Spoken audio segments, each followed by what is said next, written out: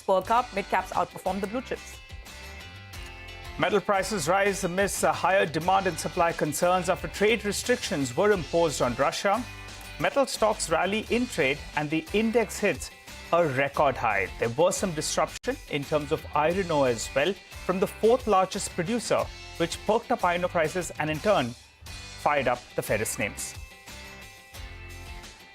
Shares of Cipla rise after Investec initiates coverage and delivers positive long-term commentary. United Breweries hits upper circuit after Heineken's report high volume growth in India. Chennai Petroleum also rallies after strong Q4.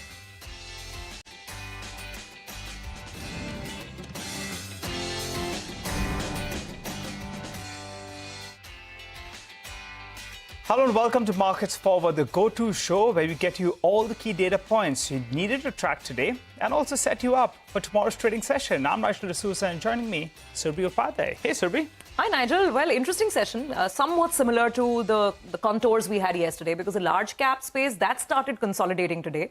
Again, towards the end, the Nifty couldn't quite close at the highest point, but of course, the mid-cap space really, doing very well. Of course, we will talk about all of the highlights, but just to, start with today's, market move description. Again, on the large cap screen, it was more of a couple of the big stocks from the IT pack and even in Reliance, which is where the pressure was. But metals were doing very, very well. The broader market, by the way, was doing extremely well as well. And that's really the story. If you look at the mid-cap index, that was outperforming the large cap space by a nice margin. The advanced decline ratio was extremely healthy. When by the close, we had over 1,400 stocks advancing. That's how healthy the broader market was. Lots of stocks actually reacting to plenty of numbers, a lot of earnings coming in. And we had very sharp reactions. We'll talk about a lot of these stocks as we go forward. For instance, there was Cyient DLM on the upside. There was 360, WAM. Wealth management, that is 360 Wealth Management on the upside as well. And on the downside, then you had a Tata Consumer, you had a Tata Elxsi, names where the market was not too happy with what it saw from companies in the fourth quarter. So we'll talk about all of this, and we have a pretty packed lineup ahead, Nigel. Well, that's right. We have a packed lineup for you today. We start off with all the top movers and shakers of the day. Vivek will be joining us to fill us in with that. And it's a packed day. Lots of stocks reacting to a lot of news flow. Cipla, UBL, Tata Elxsi, Chennai Petro, all of them will be in focus. We'll tell you what got these stocks buzzing in trade. Last but not the least, we'll delve into the key market events you need to track for tomorrow's trading session. Well, let's go straight to our first segment. Vivek is standing by to tell us about all the top stock movers in trade. Vivek, take it away. Well, good afternoon. Very good trading session, especially if you were a metal name. But along with the metal name, whole host of other companies do quite well in today's trading session. First on our list, Chennai Petroleum. Midday, the company delivered its numbers, good set of numbers, strong quarter-on-quarter, sequential improvement as far as performance is concerned. GRMs came in strong, stock higher by 15%. The next stock on the radar, of course, was United Breweries. The stock, midday, we highlighted the fact that the company delivered its India volumes higher of what the company himself had guided for. And on the back of that, stock higher by 9%. The next stock was Nippon AMC, very good set of numbers. Mutual fund AUM growth slightly better than industry is what the management has indicated. And on the back of that, stock higher by over 4% in the session. We highlight Cyient DLM throughout the day, very strong management commentary, revenue growth of over 30% expected. Stock ended higher by 5%, trimming a bit of the morning gains. DCB Bank, towards the close of the trading session, the company declared its results. Very good set of numbers from DCB Bank this time around. Some expansion as well as far as NIMs are concerned. And on the back of that, stock higher by 13%, seeing a sharp spike, especially in the last half hour. On the other hand, some of the stocks that saw quite a bit of selling pressure, Tata Consumer Products, volume miss across key categories, stock lower by over 5%. ICICI Prudential, that was another stock that took a bit of a knock. VNB margin weaker than estimates. Whole host of brokerage downgrades coming in over there as well. Zydus Life Sciences, some negative news flow coming in this particular name. US FDA issued 10 observations to one of its key injectable sites at Vadodara, along with that some negative news flow in terms of a delay as far as launch of a key molecule is concerned. That stock lower. And Tata Elxsi, it was an all-round miss from the company, stock lower by 5% today. Okay, all right, Vivek. Thanks for that neat wrap-up then of the day's trading action. Well, let's welcome our guests. We have Mayuresh Joshi of William O'Neill as well as Nagraj Sethi of HDFC Securities who joins us on the show. Hi, gentlemen. Thanks so much for joining in. Well, Nagraj, let's go across to you first. The bulls, they're knocking on the door of 22,500, 22,550, but they're not getting that much needed booster shot. What do you think? Next few sessions, we're going to conquer that and then move to around 23,000? Or do you think one more visit to the lower levels, say 21,700 odd, is on the cards? Hi, Nigel. Good afternoon. Nifty has been in a range-bound action over the last couple of sessions. We are at the strong resistance of around 22,500 odd level, which is the opening downside gap of 15th of April. But the positive thing is we are not declining. Nifty is not showing any sharp decline from near the hurdle. This range-bound action could eventually result into a decisive upside breakout of the 22,500 level, what I believe. And on that instance, we could head towards the next upside target of around 22,800, which is a new all-time highs. Okay, all right, Nagraj, thanks for that. But hold on to that thought. Mayuresh, I wanted your view on the metal stocks. And the metal index was in fire in today's trading session. Ferrous, non-ferrous names, they rallied in trade. Let's highlight the tailwinds first for the non-ferrous players. Well, the dollar index cooled off. The US and the UK, well, they have imposed restrictions on Russian metal trading on exchanges. And copper, aluminium, zinc prices, all of them are trading at multi-month. In fact, some of them at multi-year highs as well. Supply concerns persist and higher demand is expected from various sectors, whether it's EV or even infrastructure. But what's working for the ferrous names, particularly today? Well, the Singapore May iron ore futures, it jumped up to around $118 per ton. That compares with sub $100 per ton that was seen earlier this month.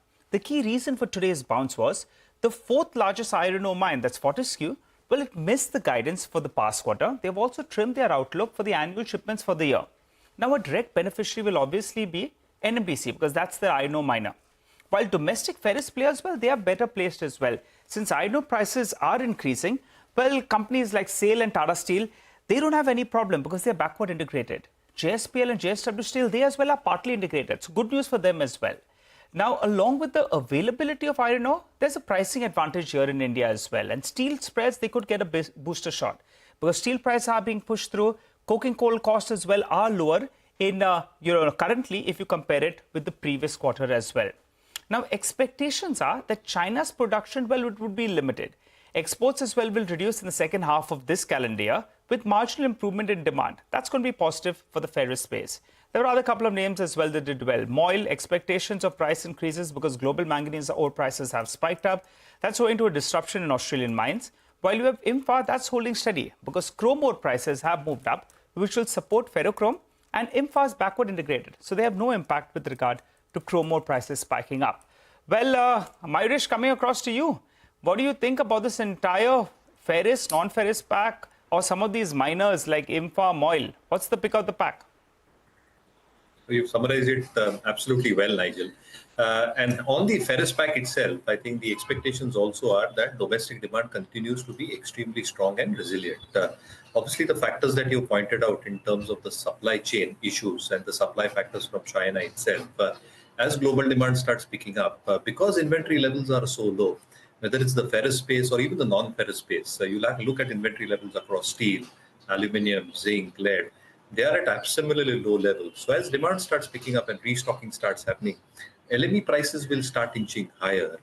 And because volumes for all these integrated players, like you mentioned, Tata Steel, SAIL within the ferrous pack, even JSP, JSW Steel to a certain extent, the added benefit starts coming in through operating leverage with better LME prices, better volumes, reflecting on EBITDA and an absolute EBITDA per ton.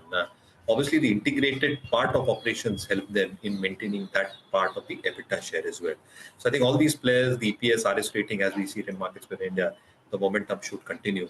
MOIL also, I think the expectations in terms of increase of manganese ore prices should be there on the table at some point of time. And as that starts happening, there is an automatic cycle of stronger earnings growth expected to take place as volumes will remain constant or improve thereafter in the next financial year. So again, I think a few of these names within the metal space should continue doing well. Okay, got that. Mayuresh, thanks very much. Stay on, we'll have some more questions for you. Let's move to the first stock that we are focusing on today, and that is Cipla, the top Nifty gainer. It surged almost 4%. Now, Investec has initiated coverage on the stock, and they sound pretty optimistic. Ekta has more details. Ekta? Thanks for that. Well, yes, Investec has initiated a long fast on Cipla. According to them, Cipla's 10% fall from its 52-week high is likely due to reasons such as the anticipation of Amneal's entry into one of their key inhaler drugs, albuterol, likely weak Q4 due to a muted India performance. Albuterol, Amneal's entry could basically happen soon. Cipla's dependence, however, on the drug is low. It's around 7% of FY24 estimated EBITDA. the impact on EPS is likely to be low even with the entry of a new player. So they see possibilities that there could be upgrades in FY 25-26. Now, this is as Cipla delivers on key pipeline of drugs such as multiple peptides, Advair generic, a Brixon generic. The US generic macro environment also is improving. In terms of valuation, Cipla currently trades at around 20 times FY 26. The sector average, according to them, sector coverage average, according to them, is 26 times. And domestic branded focus names is around 32 times. So Cipla, according to them, is at lucrative valuations as well. Okay, all right. Thanks for that, Ekta. Well, the next stock on our radar is United Breweries. It was cheers all the way. Sudarshan joins us to run us through the reason why that stock spiked up. Sudarshan, cheers. Go ahead. So UBL closed at day's high and surged 10%, and it has posted biggest single day gain in last 9 years. And almost entire gains that stock has seen through the day has come after CNBC-TV18 has highlighted about the quarterly update posted by Heineken. So Heineken has released update for January to March quarter, in which it says India beer volume growth has come in low teens. And remember, UBL in its with its Q3 earnings had given guidance for Q4, in which it had mentioned that it sees mid to high single-digit volume growth in Q4. So Heineken's volume growth for Q3 has come higher than UBL's guidance. And in the last 3 quarters, UBL had given mixed trend on volume. So in Q1 FY24, it had seen the volume falling by 12%. In Q2, it was up 7%. And in Q3, it was up 8%. Also, Heineken says premium portfolio volume growth has come in low 20s, and it was led by Kingfisher Ultra and Heineken Silver. UBL will be reporting its Q4 earnings on May 7, so keep an eye on that. Absolutely. The market's already reached a high thanks to some of the data points that you mentioned there, Sudarshan. Thanks very much. Let's quickly move on. Tata Elxsi is the next stock on our radar. Now, this was down almost 5.5% on the back of a weak showing in the fourth quarter. Net profit and revenue both declined in the quarter gone by. Brokerages have put out underweight ratings as well on the stock. Sonal has more details and the key takeaways from the Q4 print. So disappointment here, Sonal. Oh yes, because there is a negative growth or a decline in constant currency revenue growth this time around, and this is after 5 quarters of continuous growth that the company saw. It came in at minus 0.6%, and one of the major verticals of the company, that is media and communications, saw a decline in their constant currency revenue to the tune of 4%. The transportation segment saw a growth of 1.2%, and the healthcare segment was absolutely flat. Now, the media and communications segment, it forms 33% of the total revenues of the company, and that's where a major hit came by, and it was under pressure due to challenging industry environment. So since it is talking about challenging demand, this is something that the street did not like. Their EBITDA margins have also come in at a 5-quarter low of 28.8%. It has fallen from levels of around 30% that the company saw in quarter 2 of FY24. On the back of this, JP Morgan has cut the target price to 5,800 rupees a share. They have an underweight rating. They've cut revenue estimates by 7 to 8%. They've lowered margin estimates by 50 basis points for FY25 and 30 basis points for FY26. Management aims to go back to FY23 margin of 28% versus 26.7% that they did in FY24. They believe it will need support from growth acceleration, and they are skeptical about growth prospects of Tata Elxsi. Morgan Stanley has a target of 6,800. They also have an underweight rating. So there are a lot of sells and underperform ratings coming in from brokerage houses. Okay, all right, but we can't let you go at that. Sonal, stay with us. Tell us about Chennai Petro, the reported numbers, blockbuster. Oh yes, and it was expected to be that way because GRMs, they have surged in quarter 4 versus quarter 3. So if you look at the numbers, revenues grew 2%, EBITDA was up 53%, margins came in at 5.88% versus 3.9%, and profits are up 72% as well. Now, on a macro level, Singapore GRMs improved, and that is what we saw in GRMs here as well. From negative number in quarter 3, they have reported positive GRMs in quarter 4 at $7.71 per barrel. However, important to note, they are still not back to those peak levels that we saw in quarter 2, and this recovery is also seen on a low base. So they did margins of 11% in quarter 2, which is now at 6% in quarter 4. The street also liked the fact that the company announced a dividend of 55 rupees a share, which means a dividend yield of 5.2%. So some payback for the shareholders as well. Okay, got that. Thanks very much, Sonal, for those details there. Some interesting numbers for sure. Let's move to the next stock in focus, which is MCX. And this one was down 4% after reporting a 5% decline in revenue on a sequential basis in the fourth quarter. The company's software costs had risen 84% to 23 crore rupees on a quarterly basis. Vamakshi is joining in with more details on the numbers. Vamakshi.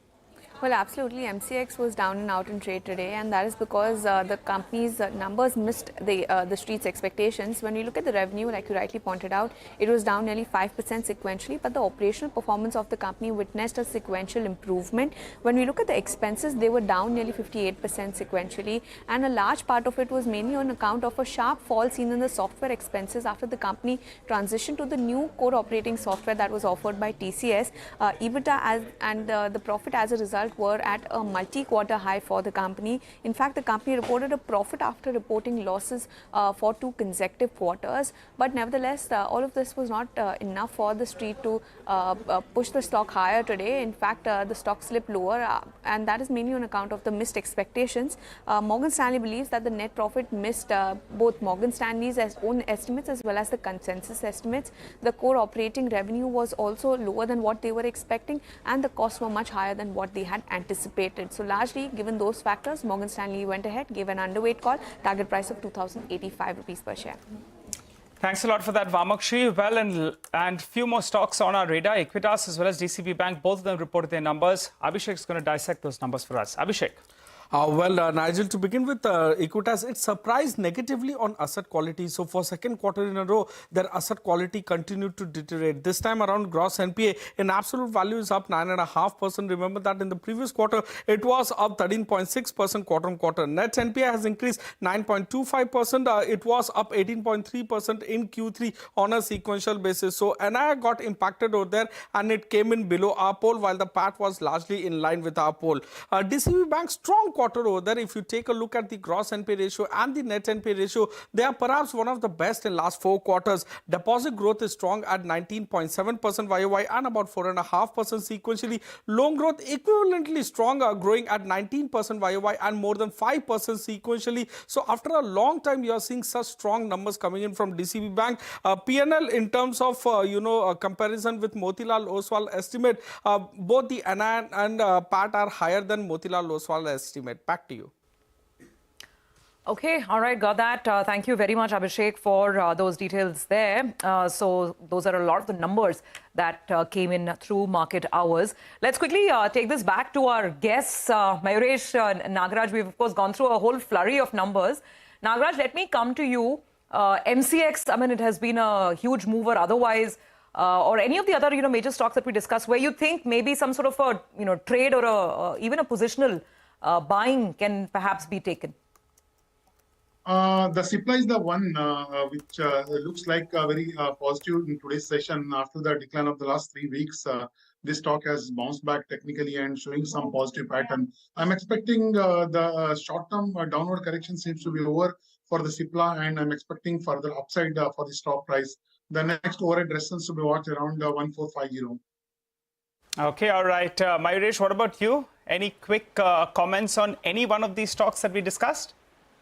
So, Nigel, we continue holding on to Cipla because our belief is that the portfolio that they possess is extremely robust, and it's a portfolio where realizations should remain with the company per se. Yes, they had seen some issues in the past couple of quarters related to their plant and one of their products as well. But I think that should largely get offsetted in terms of the product pipeline that they have got. And the second one is DCB Bank as well. I think it's a decent set of numbers. Again, I think would love to hear the management in terms of their outlook going ahead as well. But generally, I think the numbers seem to be fine. And if this continues along with a very positive management commentary, there can be some element of re-rating onto this. All right, gentlemen, we'll leave it on that note for today. Thank you very much for joining in and giving us all of your advice and perspective on the market. We will take a quick break on that note, come back on the other side, and then, of course, we'll get you all the top events you should be aware of for tomorrow's trading action.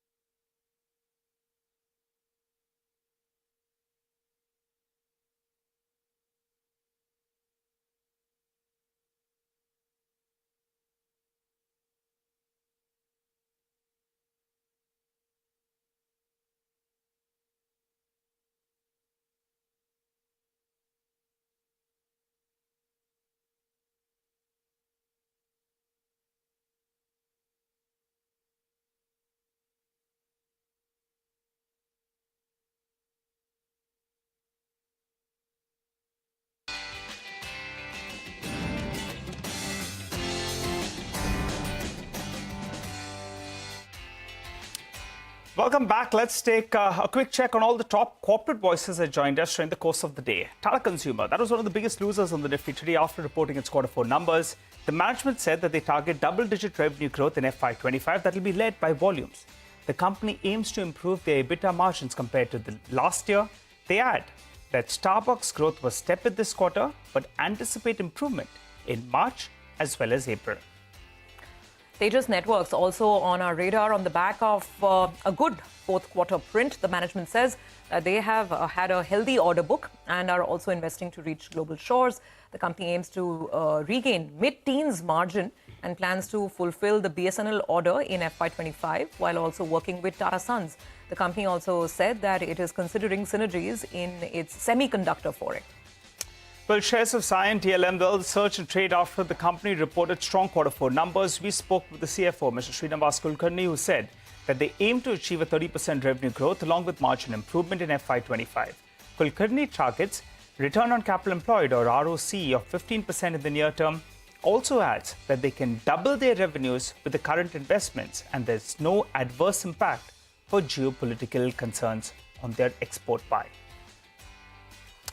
Okay, well, time to wrap up. But before we do that, let's get you all the key market events that you need to track for tomorrow's trading session. Abhishek joins us to run us through that list. Well, to begin with global economic data for US GDP and initial jobless claims, that would be a need to watch out for. And also watch out for Vodafone Idea, FPO listing ceremony, which will happen tomorrow. A recent reaction, it will come out today, which is Axis Bank and AU Small Finance Bank. That will react to their numbers tomorrow. And in terms of some of the key earnings tomorrow, Bajaj Finance, IndusInd Bank will be coming out with their numbers. Nestle, Tech Mahindra, L&T Tech will also come out with their numbers, and Nigel will also be busy. ACC and Vedanta, they'll also come out with their numbers. Back to you. Okay, so Nigel, there you go. You have your day cut out as well. Thanks very much, Abhishek, for that neat summary. With that, we are completely out of time. It's a wrap on this edition of Markets Forward. We'll be back with more news and updates after this break.